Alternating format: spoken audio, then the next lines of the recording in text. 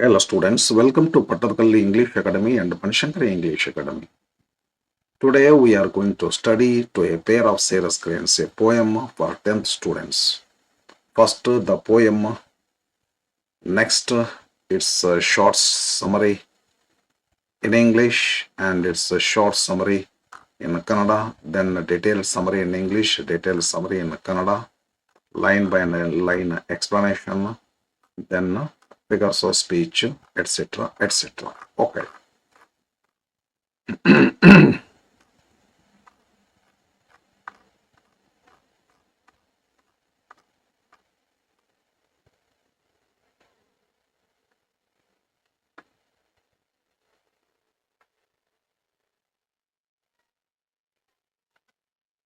The male was short, as he necked to pull the reluctant sun out from the rim of horizon. She flew crying, as he was picked up hands and jaws, and a proud neck was humbled to lie like a dirty linen in a coarse washing bag. She circled the sky in moments of grace over his disgraceful end. The killers went away, and she returned to the depths scene with grief that inscribed its intensity in dots and pits, like the Morse code of the bird's sorrow transmitted to the air. With her beak she kissed a few feathers, picked the ones that wind had not taken away, and sat to hatch. The blood-stained feathers, sorry, with her beak she kissed a few feathers, picked the ones that wind had not taken away, and sat to hatch the blood-stained feathers into a toddling chick. A wave of the seas she had never seen came to her from far away and carried her to him. She went away beyond Hume's words, beyond the legends and fables of human love. Short summary in English. The poem describes the tragic killing of a male cirrus crane while he is peacefully with his mate at sunrise. The female crane is filled with grief and flies around in sorrow as her partner is taken away by the hunters. She returns to the place of his death and expresses her pain through her movements and cries as if sending a message of sorrow to the world. She lovingly gathers his feathers and tries to hatch them, showing her deep love and helplessness. In the end, her sorrow is so intense that it goes beyond human understanding, highlighting the cruelty of humans and the purity of animal love. ಸಂಕ್ಷಿಪ್ತ ಸಾರಾಂಶ ಕನ್ನಡದಲ್ಲಿ ಈ ಕವನವು ಮನಮೋಹನ್ ಸಿಂಗ್ ಅವರದ್ದು. ಇದರಲ್ಲಿ ಒಂದು Cyrus crane ಜೋಡಿಯ ದುಃಖಕರ ಘಟನೆ ವಿವರಿಸಲಾಗಿದೆ. ಸೂರ್ಯೋದಯ ಸಮಯದಲ್ಲಿ ಗಂಡು ಪಕ್ಷಿಯನ್ನು ಬೇಟೆಗಾರರು ಕೊಲ್ಲುತ್ತಾರೆ. ಹೆಣ್ಣು ಪಕ್ಷಿ ದುಃಖದಿಂದ ಆಕಾಶದಲ್ಲಿ ಸುತ್ತ ತನ್ನ ಸಂಗಾತಿಯನ್ನು ಕಳೆದುಕೊಂಡು ನೋವನ್ನು ತೋರಿಸುತ್ತದೆ. ನಂತರ ಅದು ಆ ಸ್ಥಳಕ್ಕೆ ಮರಳಿ ಬಂದು ಅವನ ರೆಕ್ಕೆಗಳನ್ನು ಸಂಗ್ರಹಿಸಿ ಅವನ ಮೊಟ್ಟೆಯಂತೆ ಕಾಯಲು ಹ್ಯಾಚಿಂಗ್ ಪ್ರಯತ್ನಿಸುತ್ತದೆ. ಇದು ಅದರ ಪ್ರಕಾರ ಪ್ರೀತಿ ಮತ್ತು ನೋವನ್ನು ತೋರಿಸುತ್ತದೆ. ಈ ಕವನವು ಮಾನವರ ಕ್ರೌರ್ಯವನ್ನು ಮತ್ತು ಪ್ರಾಣಿಗಳ ಶುದ್ಧ ಪ್ರೀತಿಯನ್ನು ವ್ಯಕ್ತಪಡಿಸುತ್ತದೆ. Detailed summary in English. The poem presents a deeply emotional and tragic scene involving a pair of cirrus cranes known for their strong bonding and lifelong companionship. At the beginning of the poem, the male crane is shot dead by hunters while he is engaged in a peaceful and beautiful movement with his mate at sunrise. Moment.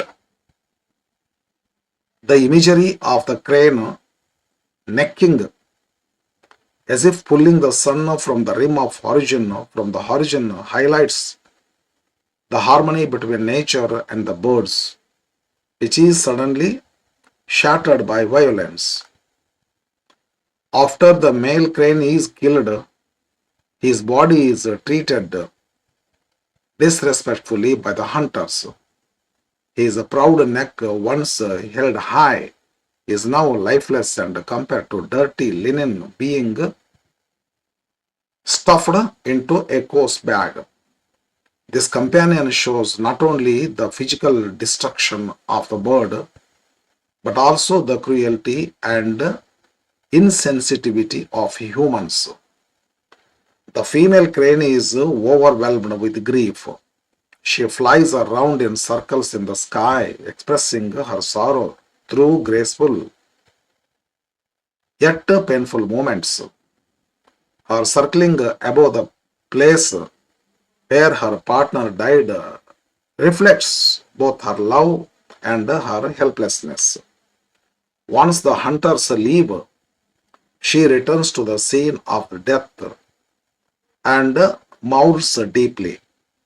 Her grief is described as being inscribed in dots and pits like Morse code, suggesting that her sorrow is being communicated into the air like a silent message. This image emphasizes the intensity and universality of her pain. In a touching and symbolic act, the female crane picks up the remaining feathers of her dead partner. She tries to hatch them as if they were eggs, hoping to bring life back or preserve his memory. This action reflects her deep love, innocence, and inability to accept the loss. Towards the end, the poet suggests that her sorrow is so profound that it goes beyond human understanding. It surpasses all human expressions of love described in literature and legends. The poem ultimately highlights the cruelty of humans towards animals and shows that animals are capable of deep love, loyalty, and grief, sometimes even greater than that of humans. Detail ಸಮರಿಯನ್ನು ಕನ್ನಡ. ಈ ಕವನವು ಮನಮೋಹನ್ ಸಿಂಗ್ ಅವರದ್ದು ಮತ್ತು ಸೇರಸ್ crane ಜೋಡಿಯ ದುಃಖಭರಿತ ಘಟನೆಯನ್ನು ಚಿತ್ರಿಸುತ್ತದೆ.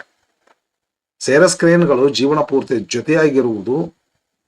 ಜೊತೆಯಾಗಿರುವ ಪ್ರೀತಿ ಮತ್ತು ನಿಷ್ಠೆಗೆ ಪ್ರಸಿದ್ಧವಾಗಿವೆ. ಕವನದ ಆರಂಭದಲ್ಲಿ ಸೂರ್ಯೋದಯದ ಸುಂದರ ಕ್ಷಣದಲ್ಲಿ ಗಂಡು ಕ್ರೇನು ತನ್ನ ಸಂಗಾತಿಯೊಂದಿಗೆ ಶಾಂತವಾಗಿ ಇದ್ದಾಗ, ಆಕಾಶದಲ್ಲಿ ಹಾರಾಡುತ್ತಿದ್ದಾಗ ಬೇಟೆಗಾರರಿಂದ ಗುಂಡಿಕ್ಕಲ್ಪಟ್ಟುತ್ತದೆ. ಇದು ಪ್ರಕೃತಿಯ ಸೌಂದರ್ಯ ಮತ್ತು ಶಾಂತಿಯನ್ನು ಹಿಂಸೆಯಿಂದ ಹೇಗೆ ಭಂಗಪಡಿಸಲಾಗುತ್ತದೆ ಎಂಬುದನ್ನು ತೋರಿಸುತ್ತದೆ. ಬೇಟೆಗಾರರು ಸತ್ತ ಪಕ್ಷಿಯ ದೇಹವನ್ನು ಗೌರವವಿಲ್ಲದೆ ನಡೆಸುತ್ತಾರೆ. ಗೌರವದಿಂದ ನಿಂತಿದ್ದ ಅದರ ಕುತ್ತಿಗೆ ಈಗ ಜೀವವಿಲ್ಲದಂತೆ ಕುಸಿದು ಹೋಗುತ್ತದೆ ಮತ್ತು ಅದನ್ನು ಕಸದ ಬುಟ್ಟಿಯಂತೆ ಚೀಲದಲ್ಲಿ ಹಾಕುತ್ತಾರೆ. ಇದು ಮಾನವರ ಕ್ರೌರ್ಯ ಮತ್ತು ನಿರ್ದಯತೆಯನ್ನು ತೋರಿಸುತ್ತದೆ. ಹೆಣ್ಣು ಕ್ರೇನು ತನ್ನ ಸಂಗಾತಿಯನ್ನು ಕಳೆದುಕೊಂಡ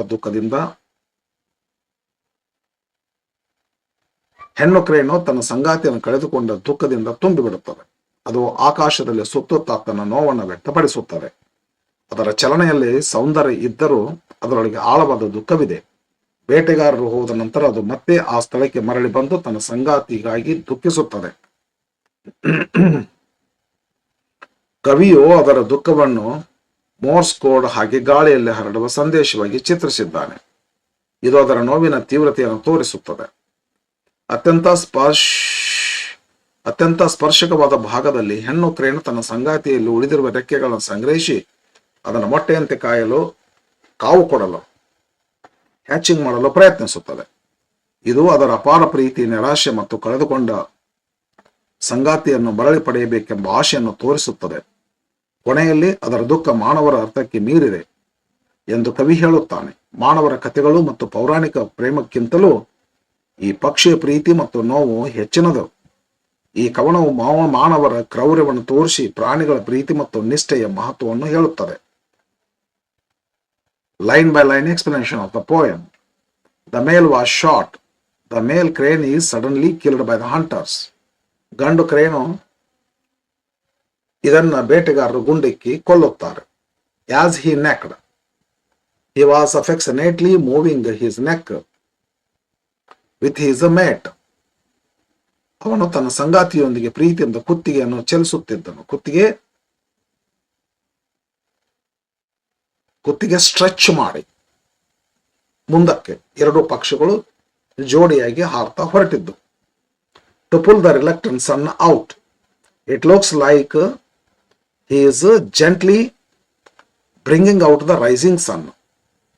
ಉದಯವಾಗುವಂಥ ಸೂರ್ಯನನ್ನ, ಅವನು ಉದಯವಾಗುತ್ತಿರುವ ಸೂರ್ಯನನ್ನು ಹೊರಗೆ ತೆಗೆದು ತರುವಂತೆ ಕಾಣುತ್ತದೆ. From the rim of horizon, from the edge of the sky, horizon ಆಕಾಶದ ಅಂಚಿನಿಂದ ಆ ಪಕ್ಷಿ ಉದಯಿಸುತ್ತುವ ಸೂರ್ಯನನ್ನ ಬೇಗ ಬಾರೋ ಎಷ್ಟೊತ್ತು ಮಾಡ್ತೀವಿ ಅನ್ನೋ ರೀತಿಯೊಳಗ ಪುಲ್ ಮಾಡುವಂತಿತ್ತು, ಕಾಣಿಸ್ತಿತ್ತು ಕವಿ ಕಲ್ಪನೆ. She flew crying. The male crane flies away in grief. ಅವಾಗ ಹೆಣ್ಣು ಪಕ್ಷಿ ಏನು ಮಾಡಿತು? ಹೆಣ್ಣು ಕ್ರೇನ್ ದುಃಖದಿಂದ ಅಳುತ್ತಾ ಹಾರುತ್ತದೆ.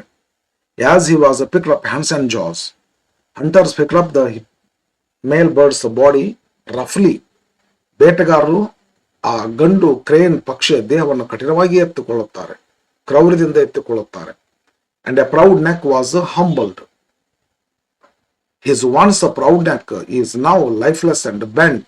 ಹಾರಾಡುವಾಗ ನೆಕ್ ಹಿಂಗತೆ ನಿಮಿರಿಕೊಂಡಿತ್ತು, ಈಗ ಗುಂಡಿಕ್ಕಿದ ನಂತರ ಪ್ರೌಡ್ ನೆಕ್ ಹಂಬಲ್ ಆಯಿತು, ಕೆಳಗೆ ಬಿತ್ತು. ಗರ್ವದಿಂದ ನಿಂತಿದ್ದವನ ಕುತ್ತಿಗೆ ಈಗ ಕುಸಿದು ಹೋಗಿದೆ. To lie like a dirty linen. His body is treated like useless cloth. ಆ ತರಹ ಒಂದು ಬಟ್ಟೆ ಬೀಚ್ ಒಗದಾಗ ಹೆಂಗ್ ಬೀಳ್ತದ ಆ ತರ ಪಕ್ಷಿ ಬಿತ್ತು. His body is treated like useless cloth. ಅವನ ದೇಹವನ್ನು ಕಸದ ಬಟ್ಟೆಯಂತೆ ನೋಡಲಾಗುತ್ತದೆ, ಕಸದ ಬಟ್ಟೆಯಂತೆ. In a coarse washing bag, it is thrown into a coarse washing bag.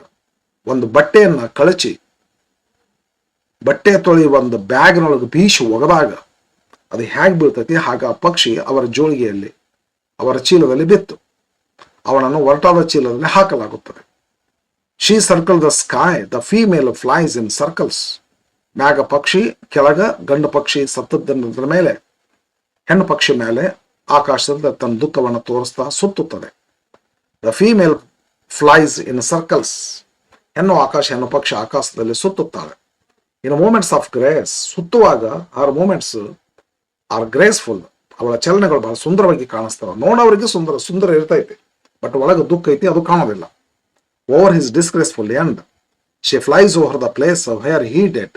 ಕೆಳಗೆ ಡಿಸ್ಗ್ರೇಸ್ಫುಲ್ ಆಗಿ ಡೆಡ್ ಬಿದ್ದಿದೆ, ಸತ್ತು. ಮೇಲೆ ಗ್ರೇಸ್ಫುಲ್ ಆಗಿ ಹಾರಾಡ್ತಾ ಇದೆ. ಬೇರೆದವ್ರಿಗೆ ಗ್ರೇಸ್ಫುಲ್ ಆಗಿ ಕಾಣಿಸ್ತೈತೆ ಅಷ್ಟೇ ಅದು, ಬಟ್ ಒಳಗದಕ್ಕೂ ಕೂಡ ದುಃಖ ಇದೆ. The killers vent away and she returned. Killers ಅದನ್ನು ತಗೊಂಡು ಆ ಕಡೆ ಹೋದ್ಮೇಲೆ ಮ್ಯಾಲಿಂದ ಪಕ್ಷಿ ಕೆಳಗೆ ಬಂತು. ಬೇಟೆಗಾರ ಹೋದ ನಂತರ ಅವಳು ಮರಳಿ ನೆಲಕ್ಕೆ ಬರುತ್ತಾಳೆ ಆಕಾಶದಿಂದ. ಪಕ್ಷಿ ಮೇಲೆ ಹಾರಾಡ್ತಿತ್ತು.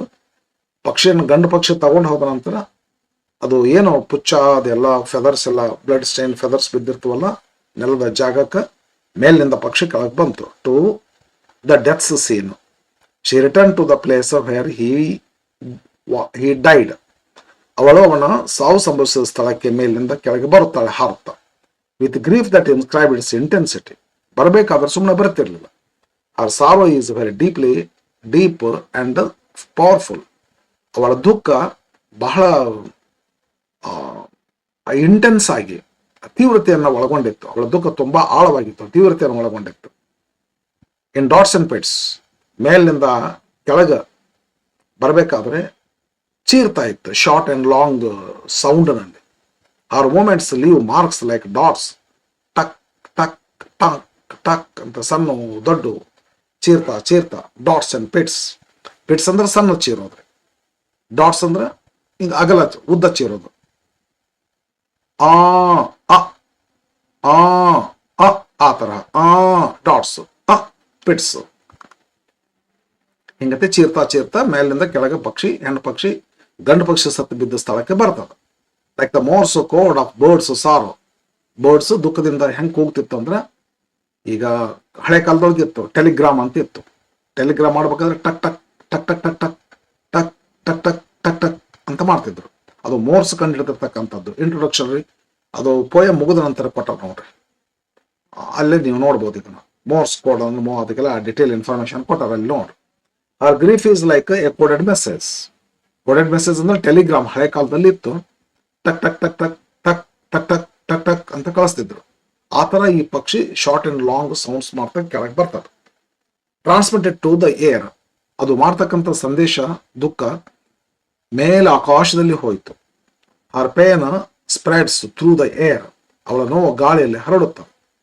With her beak she kiss a few feathers, ಕೆಳಗೆ ಬಂದ ನಂತರ ಅದು ಗಂಡು ಪಕ್ಷಿ ಒಂದಿಷ್ಟು ರಕ್ತಮಯವಾಗಿರ್ತಕ್ಕಂಥ ಪುಚ್ಚಗಳು ಏನಿದ್ವಲ್ಲ, ಫೆದರ್ಸ್ ಏನಿದ್ವಲ್ಲ ಒಂದಿಷ್ಟು ಬಿದ್ದಿದ್ವು ಅಲ್ಲಿ. ಪಕ್ಷಿನ ತಗೊಂಡು ಹೋಗಿದ್ರು ಅವರು ಬೇಟೆಗಾರರು, ಆ ಪಕ್ಷಿಯ ಫೆದರ್ಸ್ಗಳಲ್ಲಿ ಬಿದ್ದಿದ್ದು. She lovingly touches his feathers, ಅವಳು ಅವನ ರೆಕ್ಕೆಗಳನ್ನು ಪ್ರೀತಿಯಿಂದ ಮುಟ್ಟುತ್ತಾಳೆ, ಟಚ್ ಮಾಡ್ತಾಳೆ, ಕಿಸ್ಸಿಂಗ್ ಮಾಡ್ತಾಳೆ. Picked the ones that wind had not taken away, ಒಂದಿಷ್ಟು ಪುಚ್ಚಗಳನ್ನ ಒಂದಿಷ್ಟು ರೆಕ್ಕೆಗಳನ್ನ, ರೆಕ್ಕೆ ಅಲ್ಲ ಫೆದರ್ಸ್ಗಳನ್ನ ಗಾಳಿ ತಗೊಂಡೋಗಿತ್ತು. ಉಳಿದಿರುವಂತ ಫೆದರ್ಸ್ಗಳಿಗೆ ಇದು ಕಿಸ್ ಮಾಡಿ ಒಂದಿಷ್ಟುಗಳನ್ನ ತಗೊಂಡು ಎತ್ಕೊಂಡು ಹೋಗ್ತೈತೆ. She gathers the remaining feathers, ಗಾಳಿಯಲ್ಲಿ ತೆಗೆದುಕೊಂಡು ಹೋಗಿಲ್ಲ ಅಂತಕ್ಕಂಥ ಒಂದಿಷ್ಟು ಉಳ್ಕೊಂಡಿರ್ತಾವಲ್ಲ ರೆಕ್ಕೆಗಳನ್ನ ಅವಳು ಸಂಗ್ರಹಿಸುತ್ತಾಳೆ. ಅಂಡ್ ಸ್ಯಾಟ್ ಟು ಹ್ಯಾಚ್, ಅವಳ ಗುಂಪು ಹಾಕಿ ಆ ಸಂಗ್ರಹ ಮಾಡಿದಂತ ಬ್ಲಡ್ ಸ್ಟೈನ್ ಫೆದರ್ಸ್ ಮೇಲೆ ಕುಂದಿರ್ತೈತಿ ಪಕ್ಷಿ.